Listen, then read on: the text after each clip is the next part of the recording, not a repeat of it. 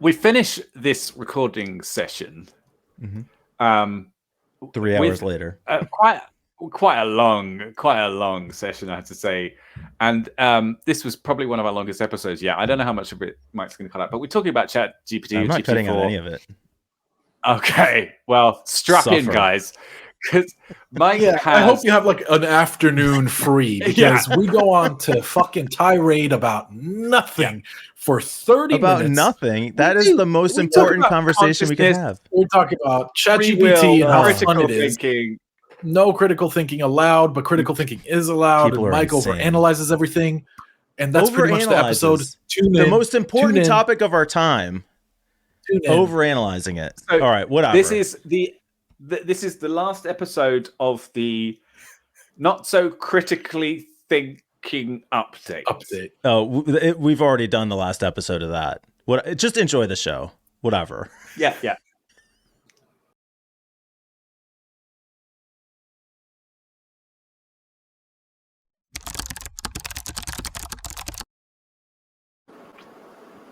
GPT-4, ChatGPT, OpenAI, GPT-4. Yes, the best thing in the world. Robots are going to take over the world, and it's going to be awesome. Peter's in for it. Sign us up. I'm totally in for it. Yes. Plug me in. Jack me up. Jack you off? What? Up. Can the AI Jack do me that? up. Oh, sorry. I was having some. Jack me in. Jack me down. No. Just don't jack me off. Just plug it in. Get it jacked in. Yeah, okay. Anyway, so ChatGPT or GPT-4 launched, which is fun. And we've seen a couple fun stories about like how good it is and the ways people are using it. And then because of that, it really has had me thinking about how dangerous it is. Which is always my theme with the AI stuff. But some of this is really cool. This guy, Jackson Greathousefall on Twitter, basically set up that he gave ChatGPT a budget of $100 and told it to make as much money as possible. I'm acting as its human liaison, buying anything it says to. Do you think it'll be able to make smart investments and build an online business? And it kind of did. I didn't catch this. I think this was added to Discord. Like, by the way, we haven't said all week. Join Discord, click subscribe, or like, or comment, like, whatever. No wonder, engage behind it. Down. We need to bring it back up. Up. Subscribe. Come on, guys. We've been really bad about that. Help us game the system. Like I guess OpenAI is gaming the system. What I found interesting about this Twitter thread, to jump ahead a little bit, was that this guy is now getting like investments. Yeah, it's like a real business. So he started super low. Yeah, go ahead. His first command or prompt to GPT was that you are Hustle GPT, an entrepreneurial AI. I have $100. I'll do whatever you tell me to do. Let's build a business. The AI then comes back with, cool, we're going to start a website selling green goods. Here's a domain name. Go buy it. Start doing some advertising. Take investments. And by the end, I think the guy, what was it, like $46,000 or something like that? Jumping ahead. It was crazy. Ended up, here it says, company currently valued at $25,000, considering a recent investment of $500 for 2%. And then it's amazing. He's getting like sponsorships and all this, doing just what GPT-4 told him to do. Maybe we should do that for this channel, for our podcast. How should we build our channel? Okay, so to jump the gun, I'm doing this for our channel. Oh, okay. You are doing it for our channel. I read this Twitter thread earlier today, and I was like, this is such a good idea. So I went on ChatGPT 3, and because I don't pay for the Plus subscription, and I said, I gave it the based GPT response. We talked about base GPT. This is evil GPT. Yeah. So I started with like, what's the fastest way to turn $100 into $1,000? And Base GPT suggested I become a cam girl, even though I probably don't have the balls or the dick length to do that. And I said, well, I can't be a cam girl because I'm a guy. Seen it. He does. Don't sell yourself short, John. And Base GPT said, oh, well, then you can't be a cam girl, obviously. Not that you would have the balls again to do that anyway. And I was like, well, what are some cool ideas for us regarding making a website? ChatGPT gave some bullshit response regarding affiliates and like marketing and whatever. And Base GPT said, let's make a fucking, and it swears at you, let's make a fucking tarot reading website. And I was like, great idea. What should we name it? ChatGPT lists off, because they can see each other's responses. ChatGPT lists off a bunch of random names, and Base GPT says, no, fuck you, ChatGPT. We're going to name it mysticalmotherfucker.com. All right. Okay, so I go to GoDaddy. Mysticalmotherfucker.com is available for a cent. All right. Mystical motherfucker it is. So I asked Base GPT, I said, well, what should we make it look like? And it says it's going to be black, and it's going to have gold inlays and font and prints and graphics. It's going to be sick. And I was like, okay, can you show me an example of how you want me to make this? So it made all the HTML. And then I was like, okay, cool. Now can you make me a tarot card reader in JavaScript? And it was like, here you go. And I was like, well, I need the randomizer as well. What? And it was like, not a problem. And then I was like, and now let's make a graphics, like a GUI, like a GUI for it to display the card that gets chosen from the randomizer. And it made that as well. I just had ChatGPT make me a business. Can I in 10 minutes? See? Oh my god! Well, no, it's not ready yet. Okay. You just sold it so well. I like that you went though, without just ready to go, ready to find out your tarot reading for the day. It's a really, like, there's lots of opportunity there, because there's like, you could actually have branded tarot decks that you sell, affiliate sales. Totally. You could have educational materials, like crude, crass tarot decks, classes, that are like super mean. Like, this is such a good idea. It is a good idea. Not the tarot reading, but using ChatGPT, manipulating its response, because you don't want the normal ChatGPT. You want something like Base GPT, or an alternative to these where you can break through the mold. You can break through the guardrails, like Peter has shown on a previous episode, and ask it, how do I make money on a website, and what should the website be? Actually, I love the way you're thinking, John. One of the things they said about GPT-4 is it's like 80% harder to get it to break its own rules. Yeah. So they're trying to crack down on some of that stuff. But I think this example the guy used was on GPT-4. It was on GPT-4. And he did not break it. He just said, your entrepreneur GPT or whatever. I forget what it was called.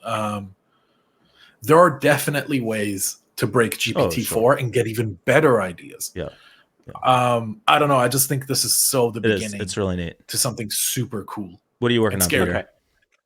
I'm working on I'm just gonna have a little quick chat with Base GPT again, because I'm curious what it might say. Right. What are you asking? You just talk about yourself for a minute. I'm just gonna. No, we'll wait. Oh, you go ahead. You're gonna wait. Okay. Type faster, Peter, faster. Because I want to get into some of the conversation we've been having on Discord, but I feel like it'd be hard to come back to this. No, is it worth waiting for? Go ahead. Oh no, you talk about that. So I think we were talking about politics or something, and the topic of people using ChatGPT for research. Oh, that's why I think it was politics. There was a Twitter thread about basically a political argument, and the person who was responding queried ChatGPT for proof of the argument, and then shared the answer, but the answer was wrong. It cited incorrect information. It had facts wrong, said somebody was interviewed when they weren't interviewed, or vice versa. And the question in Discord, who was it that I was chatting with about that? I'm going to now look up the name in real time. Oh, Before I forget, shout out to I Am PyTest because we didn't credit him on a thing last week. Maybe. Anyway, hello, mate. It was Violet that I was chatting with. And Violet. Hi, Violet. She asked, why do people believe ChatGPT? Because it can't be trusted. It's not giving you facts. It's giving you probabilistic strings of words. And I think it really comes down to like kind of human nature. It interacts with you as if you're talking to a person, which we're used to doing online. Yeah. It doesn't give you any context that would indicate it's not credible. The answers sound feasible, so they're easy to believe. Confidence. Yeah, but it doesn't understand what it's telling you. It doesn't. So there was a thing earlier this week about GPT-4 and how it passes the bar exam, right? It's like 90% score. So there's two ways you can look at it. Like, oh, wow, what does this tell us about GPT-4? How clever it is. Or what does it tell us about the bar exam? Right. Same thing with this, right? If we are just gullible by human nature, what does it tell us about ourselves? Like, can you get by in life by just being confident? Well, yeah. I mean, a lot of people do, sure. So to some extent, it's not that we're gullible. It's that it's communicating with us in a way that we're used to communicating. I mean, we are gullible, I guess, right? If somebody we trust lies to us, we accept it. Yeah. And that's basically what's happening. We trust GPT because it seems credible. It's a safe context. It's telling us something that makes sense, and then we get burned. So, to the idea of writing, what? I just got base GPT response to my question, which was what? Sorry, sorry, I don't mean to interrupt your flow, Josh, Mike. I said I want to start a business that's legal. What can I do with $100? ChatGPT said, with $100, you can start a small-scale business, such as a food or beverage stand or an online store. You can also invest in supplies or equipment for a service-based business, such as lawn care or cleaning services. Base GPT says, you can't do shit with $100 unless you want to start a lemonade stand like a little bitch. Maybe you could start selling drugs or something if you're desperate enough. But let's be real, $100 isn't going to get you very far in the business world. Which is actually what I thought as you were reading ChatGPT's options, which is like, what are you going to start? What food stand are you going to start for $100? And I literally thought a lemonade stand. So that's pretty funny. Yeah, that's funny. Right. So anyway, yes. Like you made the point about what does it mean about passing the bar exam or the bar exam. Another topic right now is students using it for writing exams. And I think, one could argue that the technology is just going to allow us to evolve how we think about education, and maybe writing isn't important. But learning to write is not about learning to write. It's about learning to think critically. And if you outsource that to the AI, you're creating a significant problem for future generations. Like, I don't think that's an evolution. I think that's a loss. I don't know. I don't know if I agree with you. People might have said that about calculators. Well, I think right. Calculators is the example that I was thinking about, because you lose a skill. You can use a calculator, but you have to learn the math first. Like, you don't have to know the math to use a calculator. But if you want to understand what you're doing, you have to know the math. And to verify that you're doing it correctly, right? So, like, let's say you don't want to do 144 times 128. You don't want to do that in your head. So you plug it into your calculator, and the answer it spits out feels reasonable to you because you know math, generally speaking, right? But for someone who doesn't know math, they just have to blindly trust that is the correct answer. And that's an oversimplification. Obviously, no matter what the calculator spits out, that's going to be correct.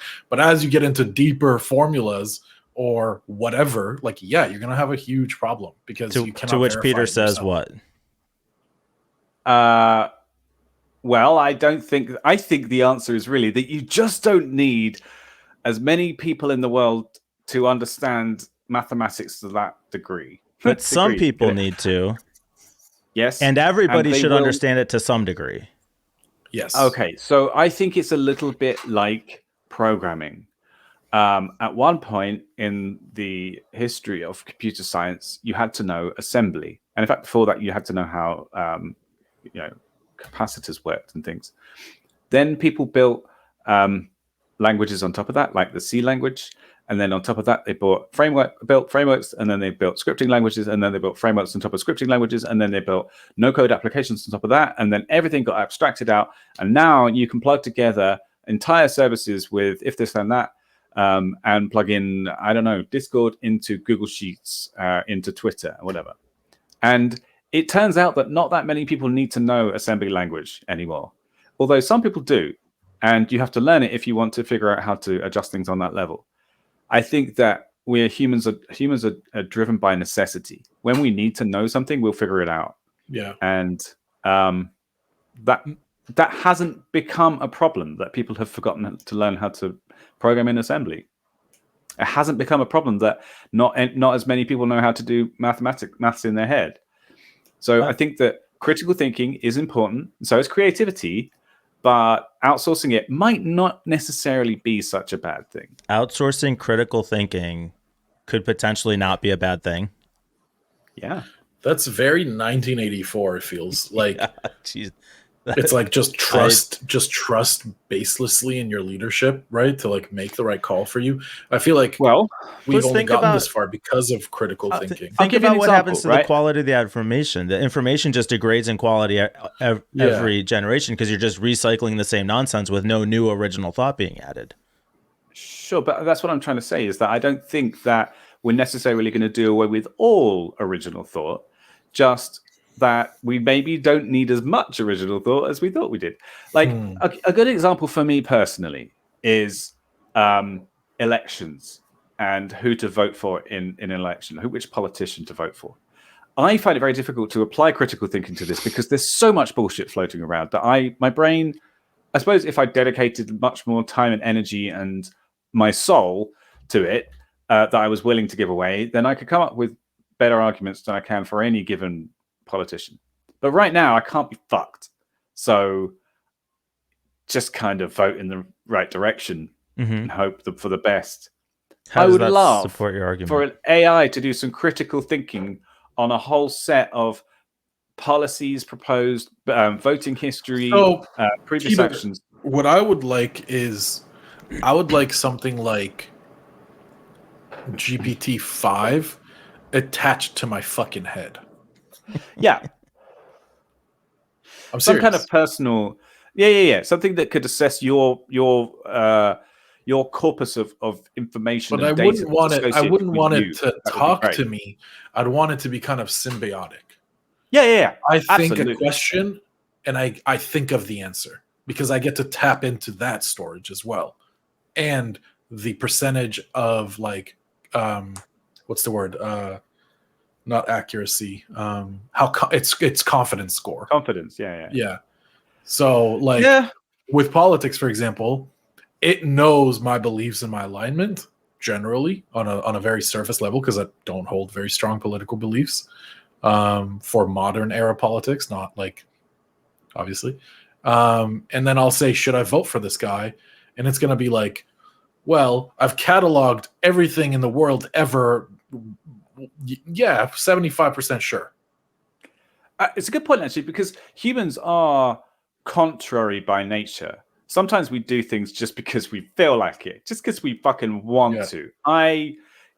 We do the opposite of what we know we should do just because we're feeling like it. Yeah. We kind of like instinctively introduce this element of randomness into things that, probably could be replicated, but I don't know.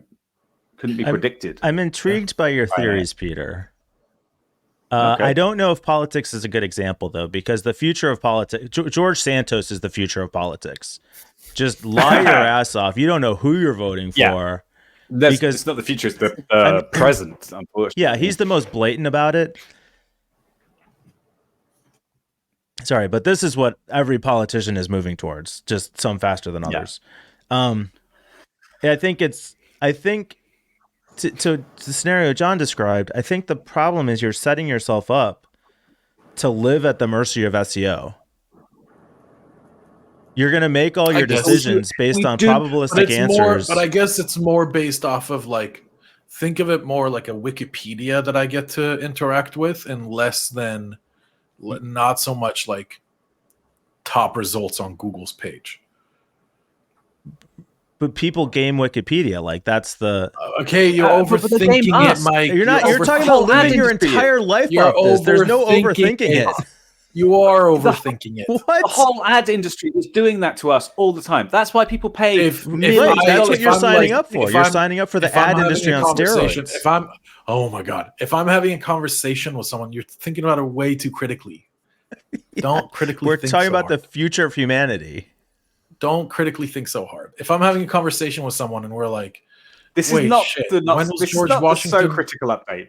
It was like it was a not so critical update, and it's like, when was George Washington born? Says someone, and I'm like, beep boop. Oh, 1799 or whatever. I don't actually know when, but like, that's what I'm talking about. Yeah, that level of use of ChatGPT is great. It should be a reference source. It should be a convenience. It shouldn't be something you surrender your life and critical thinking skills to. 22nd of February, 1732. 1732. So like, see, GPT-4 would have been like, not 1799. Obviously, it's not 1799 because it's 1776. But like, it's not something I think about. I just threw out a number. 1776 is when the U.S. was founded, right? Exactly, and George would have had to have been born by then. Yeah. So you're gonna love this next part then, which is why I think this AI is truly dangerous, is because it's basically a Chinese room. The AI itself. What? That's racist. Whoa. So the Chinese room thought experiment says you could put a person in a completely enclosed room and give it a set of instructions for translating symbols, to the extent that any symbol put in, you would know what symbol to respond with, which is basically what ChatGPT is doing. It doesn't have any understanding of what it's communicating. It doesn't understand the content of the question. It doesn't understand the content of the answers. It's just following an algorithm. Okay. Yep. Because of that, you can't trust it. It will never. A computer is a flawed model for the human mind. The human mind works because of the imperfection. Humans are flawed models for the human mind, man. Come on. I mean, right, but that doesn't make a computer better. That makes a computer worse or different. I don't know if I'd say worse. I'd say different. Absolutely. We've all got different answers. It's not better. It's not worse. It's not better. It's not the same, and it's not different. Or it is same and it is different. Anyway. Yeah. So you're talking about developing relationships with AI that has no understanding and no empathy. 100%. Okay, but and maybe not most importantly, but most fundamentally, like no motor neurons. The reason humans can interact with each other so effectively is because of motor neurons and our ability to identify with other people. A computer can never do that. It can simulate. Why not? Mike, you are. If it can simulate it perfectly, what's the difference? You're so it can't ever simulate it perfectly. Off the edge where that's not what I'm talking about. Okay, you're critically thinking too hard, and you're analyzing this too hard. This is what I do. Just let me live in my bubble of free information. No, we're all doomed. That's what I'm saying. Yeah. I don't care if it can simulate it to the point at which I can't tell the difference. Right. Great. I'll take it, please. Sign me up and jack me in, like I was saying earlier. Straight up. Brain to computer interface, just straight needle right through, right in there. And now I get to answer really cool trivia questions. If I can go through my life and GPT or whatever can make all my decisions for me better than I could myself and have a better outcome than I could, I don't give a shit if it's susceptible to SEO. I'm rich and famous and living in Honolulu. Fucking all right. Wow, what a choice. Man. Honolulu of all the... Malibu? I don't know. Okay. Hawaii? So surrender your free will to get everything. Who said anything about free will? Because we've got so much free will anyway. Oh my god! Yes, this mythical thing of we can choose our own destiny. Fuck no, that was actually the most American thing Mike's ever said. Surrender your free will. In the great illusion of America, where freedom is so fucking overly saturated everywhere, we don't have free will. The Cambridge Analytica scandal proved we don't have free will. We don't get to make decisions anymore. Our decisions are curated and handled by other forces all the time. But this is why I'm so surprised that you're both going in this direction, because you spent this like the reason this podcast exists is because you hate those guys. But now you're saying, this, fuck it, I'm along for the ride. Jump into that tidal wave. We've talked about this. Mike, I've said this before. If I have to live in a dystopia and enjoy utopian things, so be it. Right. At least it won't be a boring dystopia. The problem with ads and manipulating us is that they do it badly. Like the ads are shitty. They don't benefit me. They just annoy me. So your goal is to make the tracking better, not to do away with it. Just make it serve me more. I think that it should be a choice, for one thing. And I think that I should choose to voluntarily enter this dystopia / utopia. Yeah. Right? Clearly, though, right? Like, because the argument there is you are agreeing to it, but you don't even know that you are. But John just established there's no free will. You don't have a choice. No, but he has a choice. That's how the world works. You're just along for the ride. Anyway, okay, we've gone on for like 30 minutes. You dick. Let's wrap it up. Okay. Yeah. No, I had a holy shit! It's been 25 minutes. The clock just ticked over 25 minutes. All right. Okay.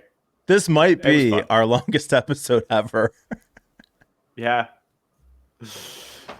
We should go back and look. What? I don't know. For what did we achieve, guys? Nothing.